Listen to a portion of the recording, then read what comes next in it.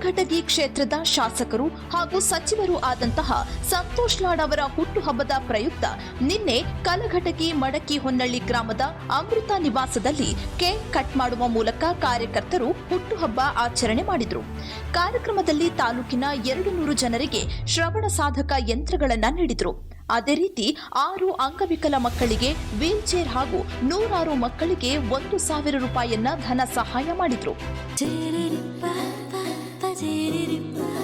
ಪರಿಶುದ್ಧ ನಂದಿನಿ ಹಾಲಿನಿಂದ ತಯಾರಿಸಿದ ನೈಜ ನಂದಿನಿ ಐಸ್ ಕ್ರೀಮ್ಸ್.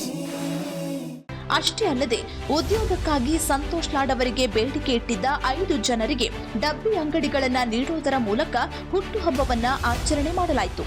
ಈ ಸಂದರ್ಭದಲ್ಲಿ ಸಂತೋಷ್ ಲಾಡ್ ಅವರ ಆಪ್ತ ಸಹಾಯಕರಾದ ಹರಿಶಂಕರ್ ಮಠದ ಹಾಗೂ ಸೋಮಣ್ಣ ಬೆನ್ನೂರು, ಬ್ಲಾಕ್ ಕಾಂಗ್ರೆಸ್ ಅಧ್ಯಕ್ಷ ಮಂಜುನಾಥ ಮುರಳ್ಳಿ ಹಾಗೂ ಕಾರ್ಯಕರ್ತರು ಉಪಸ್ಥಿತರಿದ್ದರು.